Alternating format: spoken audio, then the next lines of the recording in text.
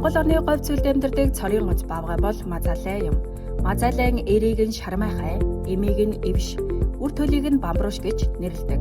Дунджаар 20-с 25 настай бөгөөд зөвхөн говь зүйлд идэж. Гол иддэг ургамал нь бажуун юм. Дэлхий дээр 8 зүйлийн баавгай байдгаас 8 зүйлийн баавгайн дэд зүйлд нь мазалай баавгай багтдаг.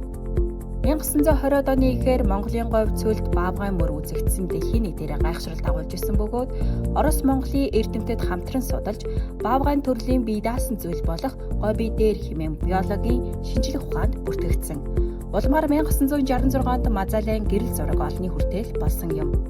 Идэж тэжээл дутмаг орчинд зуны нэмэх 46 хэмээн халуун, өвлийн хасах 34 хэмээн хөтнийг тэсвэрлэн амьдрах чадвартай амьтан юм. Биеийн дундаж дин нь 90 кг-аас 100 кг, биеийн урт нь 150 см орчим, биеийн өндөр нь 80-аас 90 см байдаг. Хаврын ичээнээс гарахдаа тодорхой дараалалаар гардаг бөгөөд эхлээд нас бие гүйцсэн шармайхай, дараа нь эвш нар нь бамбруушаа давуулан гарч ирдэг.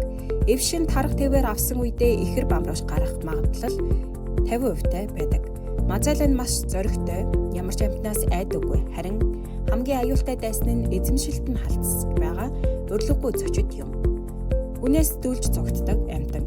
Байгаль экологийн асар их хэрэгтэй амьтан бөгөөд тухайлбал газрын хөрсийг сарбуугаараа малтаж ус гаргадаг. Хавтгай бүхэн хар сүлт зэрэг бусад амьтдыг усаар хангахад чухал үүрэг гүйцэтгэдэг. Идэж тэжээл нь хомс тул байгаль цагуурын өөрчлөлтөөс шалтгаалan тоо толгой нь цөөрч байна. Мазалайн тоо толгой нь ойролцоогоор 50 гаруй гэсэн судалгаа гарсан бөгөөд Монгол улсын улаан номонд 1 ховор амьтнаар бүртгэгдсэн байна.